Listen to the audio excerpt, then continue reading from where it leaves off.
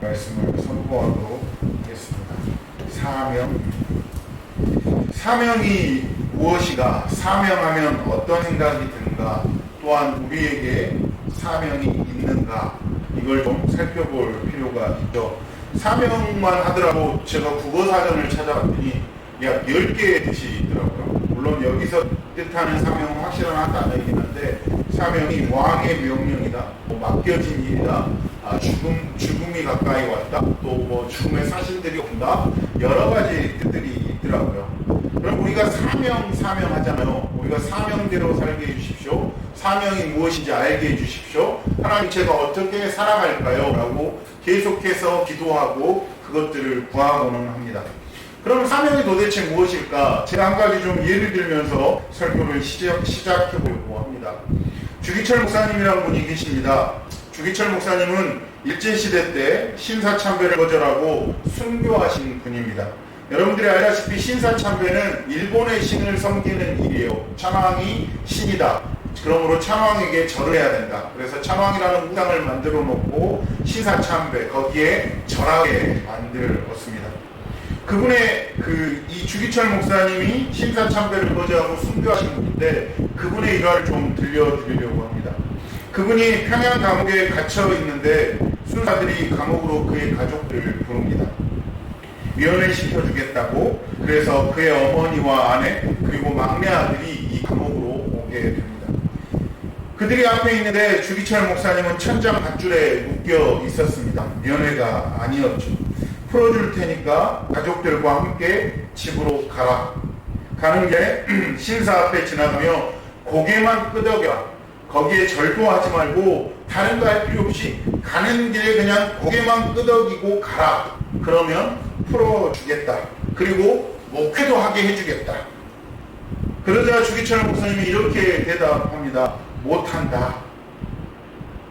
그러자 일본의 순사들이 샌드백 떼듯이 목사님을 때리기 시작합니다. 신사참배 해라. 못한다. 바닥에 풀더니 발로 밟고 때립니다. 신사참배 해라. 못한다. 이 과정이 계속해서 진행되고 물고문을 하고 또 때리고 때리는 이 장면이 계속 진행되고 있었습니다. 그 장면을 보고 있던 어머니는 아들의 아픔을 보고 실성하고, 아내는 차마 눈을 뜨지 못하고 눈을 감고 기도를 하기 시작합니다. 막내 아들은 아버지가 맡고 있자 울고 불고 소리를 지르게 되죠. 그렇게 한동안 고문이 계속되고 나서 순사가 묻습니다. 왜 고개 한번 까다니기 그걸 안 하냐? 다른 사람들 다 했다. 목사들도 다 했다. 교회 다니는 사람들도 다 했다. 심지어 절까지 했다. 그런데 너에게는 고개만 까딱하려고 하는데 너만 왜 유별나게 그걸 하지 못하냐? 그러자 주기철 목사님 이렇게 대답합니다. 산정형 교회 때문에 못한다. 주님의 말씀 때문에 못한다. 기도하는데 너도 나를 버리겠느냐는 하나님의 음성을 들으니 더 못하겠더라.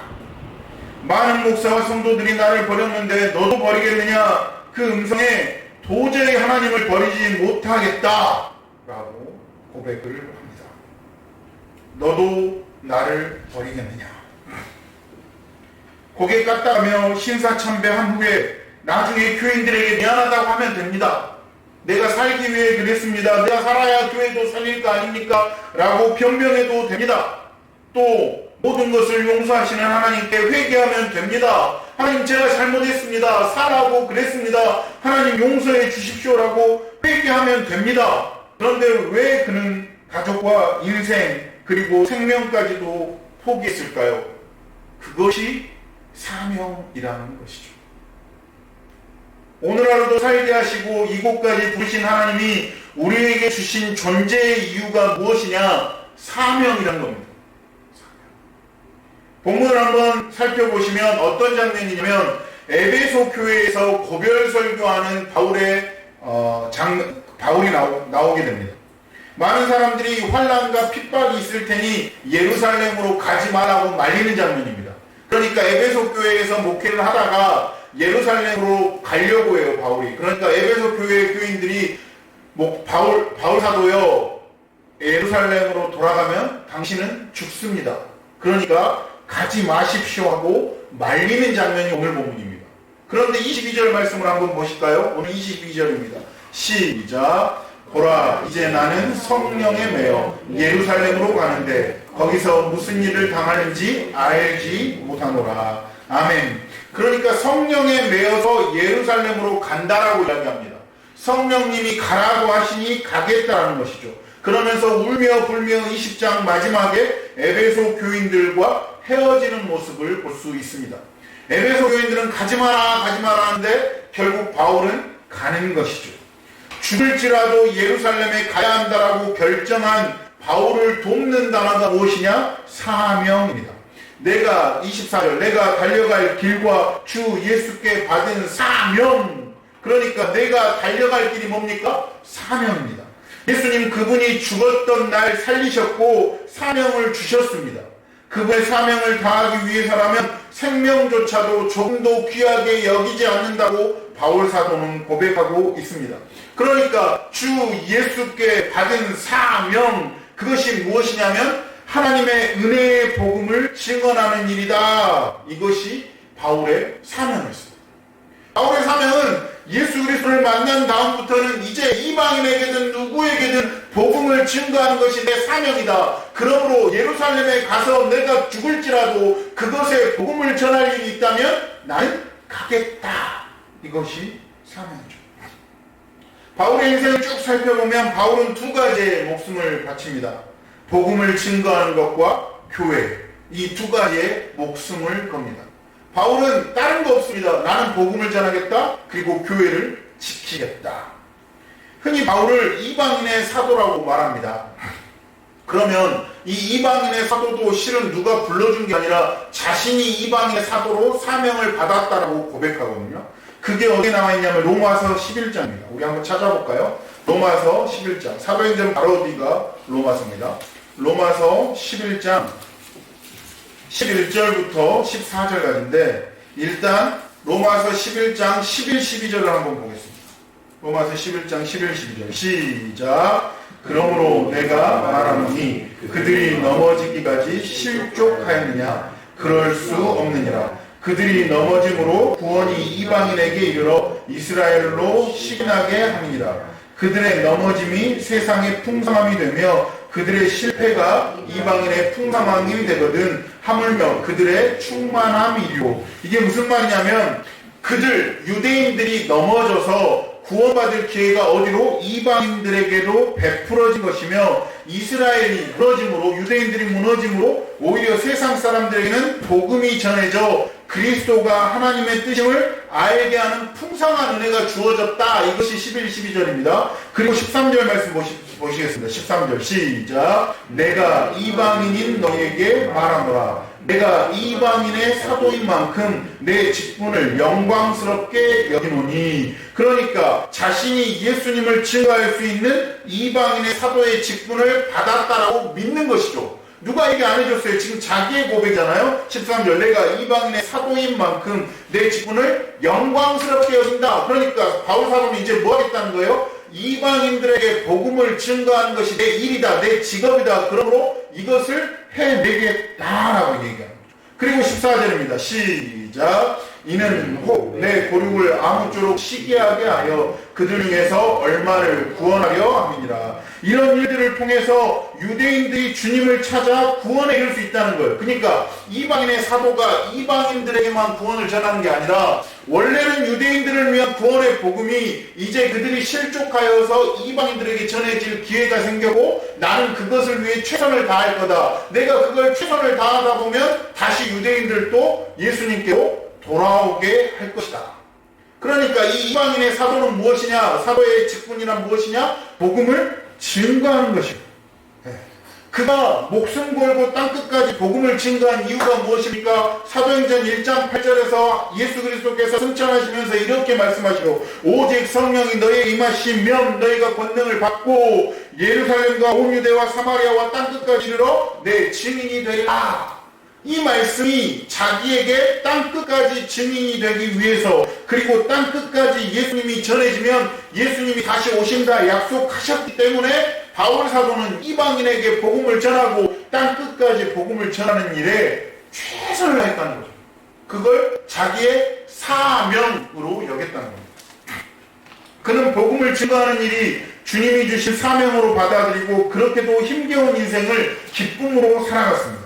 한번 생각해 보십시오.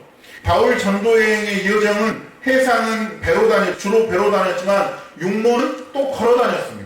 바울이 움직인 거리만 6,710마일 정도 됩니다. 그러니까 16,000km 정도 돼요. 우리로 따지면. 그리고 바울이 걸은 선교 여행을 통해서 몇 년간 건 거리만 해도 5,000km가 넘어갑니다. 걷기만 했겠습니까? 수도 없이 맞았고 사람들의 비난에 직면했고 미움을 받았고 감옥에도 몇 차례 갇혔으며 결국 전승에 의하면 목이 잘려서 죽었습니다. 목이 잘려 죽으면서도 예수 하면서 죽었다는 전승이 있습니다. 무엇이 그를 그렇게 살게 했습니까? 하나님의 뜻, 사명이었다는 것이죠. 또 하나 바울의 사명이 무엇이었냐면 교회였습니다. 왜냐하면 복음을 전하기에 가장 안성맞춤인 곳이 교회였기 때문이죠. 자신이 전도해서 세운 교회에 목숨을 걸었습니다. 왜 그걸 알 수 있냐? 바울이 편지를 왜 썼어요? 그 교회가 무너질 때마다 그렇다면 안 된다라고 편지를 썼습니다. 그 교회가 잘할 때에는 잘한다 하며 편지를 썼습니다. 왜요? 교회가 복음을 전하는 전초적 기지이기 때문에 교회를 사랑하고 교회가 무너지는 것을 볼 수가 없었습니다. 고문도 많이 받고 고난이 많았던 바울에게 있어서 가장 큰 아픔이 무엇이었을까요? 많이 맞았던 것일까요? 아니면 멀미를 했던 것일까요? 그렇지 않습니다. 고린도후서 12장 7절 보시면 가장 큰 아픔이 나오는데 한번 또 찾아보겠습니다. 로마서 뒤에 고린도전서 그리고 고린도후서입니다. 고린도후서 12장 7절입니다.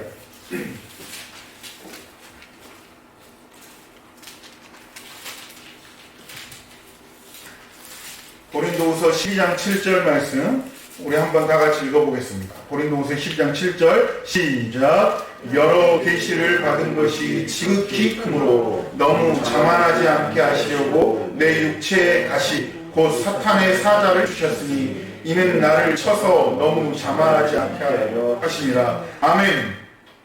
육체의 가시라는 단어가 나옵니다. 그렇죠? 이것이 무엇인지 모르지만 엄청나게 아파가지고 기도를 3번이나 했다고 합니다. 바울이 성경에서 자신의 유익을 위해서 기도한 본문은 여기밖에 없습니다. 나 자신을 위해서 기도했다라고 고백한 건 여기밖에 없죠.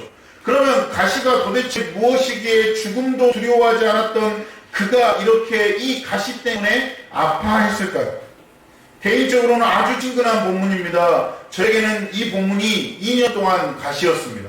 왜냐하면 제가 석사 논문을 이 본문 하나 육체의 가시로 논문을 썼기 때문이죠. 그래서 저는 제 육체의 가시가 실은 이 본문일 때가 있었습니다. 어쨌든 가시가 무엇이냐 여러 가지 해석들이 있는데 주로 몸의 아픔을 이야기합니다. 안질, 간질, 성욕 등. 왜냐하면 육체라는 말이 있기 때문에 이 육체라는 말 때문에 가시는 몸이 아픈 것일 것이다. 나의 이 몸이 아플 것이다 라고 이야기하는 거죠. 대표적인 예를 들자면 갈라디아서 4장 15절에 눈이라도 빼어 나를 주었으리라는 구절을 가지고 안질일 것이라고 추측하는 사람들도 있습니다. 그러나 이 구절의 앞뒤 정황과 문맥을 볼 때 예수 그리스도의 복음을 지키기 위해서라면 눈이라도 빼버려야 된다는 의미지 내가 눈이 아프니까 다른 사람이 나에게 눈을 줬으면 좋겠다라는 안질의 의미라고는 보기 어렵습니다. 또한 다메섹 도상에서 하나님의 빛을 본 후로 완쾌되지 못했다는 겁니다. 사도행전 9장 18, 19절을 보시면 비늘이 벗겨져서 다시 보게 되고 강건하여졌다라는 말씀에서 이것은 사실이 아니라고 볼 수 있습니다.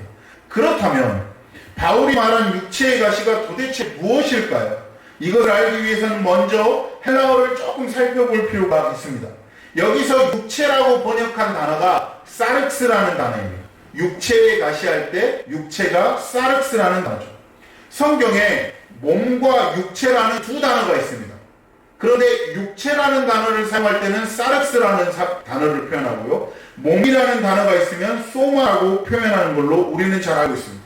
그래서 소마는 예수 그리스도가 머리 되시고 몸된 공동체 할 때 몸, 이걸 소마로 주로 사용된다라고 쓰이고, 사르스, 오늘 본문의 육체라는 단어는 죄악된 몸을 상징할 때 쓰이는 것으로 이분법으로 나눠져 있었습니다. 원래 그래서 사르스는 죄악된 육체, 소마는 예수 그리스도가 머리 되시고 몸된 공동체 할 때, 몸, 공동체 할 때 소마를 사용했다라고 우리는 배워왔습니다. 그런데 놀랍게도 로마서와 바울서신을 보면 소마와 사르스가 구별되지 않고 사용됨을 볼 수 있습니다. 그러니까 예수 그리스도가 머리 되시고 몸된 공동체 할 때 이 몸도 사르스가 사용될 때도 있었어요. 그리고 죄악된 육체라고 얘기할 때도 소마라고 사용될 때도 있었어요. 그럼 무슨 말이냐? 소마와 사르스가 구별된 단어가 아니라 하나 된 단어로 사용되었다는 거예요. 그때. 그러면 이 육체의 가시라는 단어를 몸의 가시로도 볼 수 있는 것이고, 몸의 가시라면 어떻게 볼 수 있는 거예요? 예수 그리스도가 머리 되시고 몸된 공동체, 그러니까 교회로 표현할 수도 있다는 거예요. 그러면 교회의 가시인 거죠. 이해가 되신가요? 꼭 바울이 아파서가 아니라 이 교회의 가시라고 볼 수 있다는 것이죠. 그래서 바울은 육체의 가시를 뭐라고 표현하냐면 사탄의 사자라고 표현하고 있습니다. 오늘 보면 12장 7절에 보시면 육체의 가시 곧 사탄의 사자를 주셨습니다. 여러분, 우리가 보면 몸이 아플 때 사탄이 날 아프게 그럽니까? 그렇지 않죠. 그냥 몸이 아프다고 하죠. 사탄의 사자라는 건 무엇이냐? 문맥상으로 보면 교회를 괴롭히는 사탄의 세력이라고 이야기할 수 있는 거죠. 그러니까 바울이 계속해서 교회를 세우고 교회가 바로 서길 원하는데 그 교회를 세울 때마다 어떤 문제들이 생기잖아요. 할례를 통해서만 구원받을 수 있으니까 할례받아라는 율법주의가 다시 성행하고 여러 가지 성적인 것들이 일어날 때마다, 그러니까 이 교회에 문제가 생길 때마다 바울은 아파했다는 거예요. 그래서 3번이나 기도했다는 거예요. 그러니까 이 육체의 가시도 결국은 자기를 위해서가 아니라 교회를 위해서 기도했다는 것이죠. 그러면서 사탄의 사자 이것을 없애기 위해 기도했는데 하나님께서 내 은혜가 족하다라고 말씀하신 거예요. 무슨 말이에요? 너는 이방인의 사도로서 교회를 세우는 것까지가 네 사명이다. 그 다음은 내가 알아서 할 테니 이제 너는 그 일에만 집중해라고 하나님께서 말씀해 주시는 거예요. 그러니까 오늘 본문 뒷부분에 보시면 뭐라고 이야기합니까? 9절, 고린도후서 12장 9절 말씀 한번 보십시오. 나에게 이르시기를 내 은혜가 내게 족하다. 이는 내 능력이 약한 데서 온전하여 짐이라 하시니라. 그러므로 도리어 크게 기뻐함으로 나의 여러 약한 것들에 대하여 자랑하리니 이는 그리스도의 능력이 내게 머물게 하려 함이라. 그러니까 약할 때 강함 되시네가 여기서 나오죠. 약할 때 강함 되시네가 무엇이에요? 하나님께서 주신 은혜대로 우리는 맡겨버릴 때 우리가 강해진다라고 하는 것입니다. 살펴본 대로 바울의 사명이 복음 전파와 교회를 지키는 일이었습니다. 이 사명을 이루기 위해서 처절한 사투를 벌이며 살아갔던 사람이 오늘 본문, 그러니까 사도행전 20장 24절에서 말하는 나의 달려갈 길과 주 예수께 받은 사명, 이것을 위해서 목숨도 아끼지 않고 살아갔던 것입니다. 사랑하는 성도 여러분, 여러분에게 묻겠습니다. 사명 있으십니까? 도대체 여러분의 사명이 무엇입니까? 여러분이 왜 거기 있으며 직장에 왜 거기 있고 가정에 왜 거기 있으며 학교에 왜 거기 있는지 사명이 있으십니까? 사랑하는 성도 여러분, 다시 한번 묻습니다. 주님을 처음 만났을 때 우리가 얼마나 울었고 감격했습니까? 그런데 그 감격이 지금도 있으십니까? 예수님을 가지시길 바랍니다. 나에게 없는 것들을 바라보면서 나는 사명이 없어 하나님은 나를 미워하셔 이렇게 고백하는 것이 아니라 예수님을 가지시길 바랍니다. 살아보니 다 가질 수가 없습니다. 가질 수 있는 게 많지도 않습니다. 그 못 가진 것들에 그만 목숨 걸고 이 가질 수 없는 것들에 그만 목숨 걸고 이제 예수님을 가지셔야 합니다. 바울의 고백처럼 나는 죽고 그리스도가 살아야 될 줄로 믿습니다. 예수님도 이 땅에 사명을 가지고 오셨습니다. 예수님의 사명이 무엇이었냐? 마가복음 1장 15절인데 때가 찼고 하나님의 나라가 가까이 왔으니 회개하고 복음을 믿으라. 이 첫 선포를 하시고 많은 사람들을 고치셨고 하나님 나라를 증거하신 후에 십자가에 죽으시고 부활하셨습니다. 그것이 예수님의 사명이셨습니다. 부활하신 후에 사도행전 1장 3절에서 하나님 나라의 일을 말씀하시고 승천하심으로 지상 사역을 완성하셨습니다. 그리고 나서 사도행전 1장 8절에서 우리에게 뭐가 되라고 그래요? 증인이 되라고 그러죠. 사도행전 1장 8절 시작. 오직 성령이 너에게 임하시면 너희가 권능을 받고 예루살렘과 온 유대와 사마리아와 땅끝까지 일러 내 증인이 되리라 하시니라. 우리 광주 그 교회는 사도행전 1장 8절을 외워야 됩니다. 네. 증인이 되라고 하는 거예요. 이 증인이 사명인 거죠. 우리는 뭐가 사명이에요? 예수 그리스도의 증인이 되는 겁니다. 이것이 우리의 사명이고, 여러분이 왜 군대에 있습니까? 왜 가정에 있습니까? 왜 학교에 있습니까? 먹고 살라고가 아닙니다. 그건 단순한 이유죠. 하나님께서 그곳에 보내신 이유가 있다는 거죠. 그 이유가 무엇이냐? 네가 그곳에서 증인이 되어 달라. 이것이 사명인 것이죠. 주부도 마찬가지입니다. 집에 있어서 아무것도 아닌 것 같지만 아니에요. 그곳에서 남편을 도우며 자식을 키우면서 증인이 되는 거예요. 증인이 되면서 자식이 증인이 되는 거죠. 자식이 증인이 되면 또 다른 곳에서 증인이 되는 겁니다. 그러니까 우리가 어디에 있든지 예수 그리스도의 증인이 되는 건 굉장한 일입니다. 그것만이 우리의 사명이죠. 목숨을 걸 만한 왕의 명령입니다.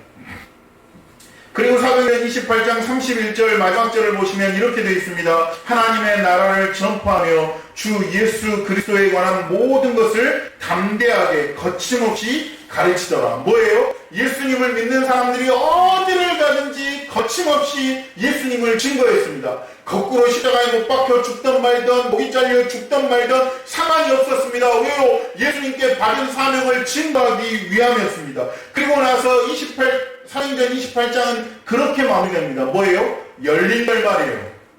우리가 드라마 마지막 해볼 때 제일 짜증난 게 뭐죠? 열린 결말이에요. 결말이 뭔지 알지도 못하겠고 모르지도 못하겠는 이상한 결말이 있죠. 그런데 사도행전 28장도 마찬가지입니다. 관한 모든 것을 담대하게 거침없이 가르치더라. 그렇게 끝났어요. 그러면 사도행전 28장이 그렇게 끝나버린 것이냐? 그렇지 않습니다. 미완성이에요. 사도행전 29장은 이제 우리의 몫인 거죠. 우리의 사명이에요.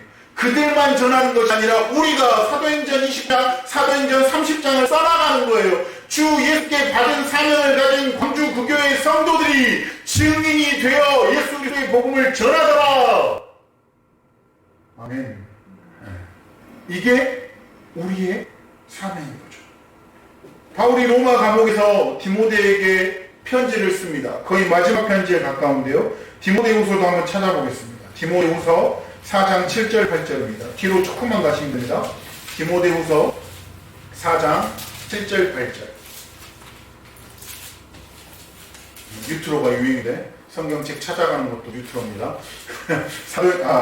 디모데후서 4장 7절 8절입니다. 시작. 나는 선한 싸움을 싸우고 나의 달려갈 길을 마치고 믿음을 지켰으니 이제 후로는 나를 위하여 의의 면류관이 예비되었으므로 주 곧 의로우신 재판장이 그날에 내게 주실 것이며 내게만 아니라 주의 나타나심을 사모하는 모든 자에게로니라. 여기서 뭘 얘기합니까? 면류관을 이야기합니다. 어떤 면류관? 의의 면류관.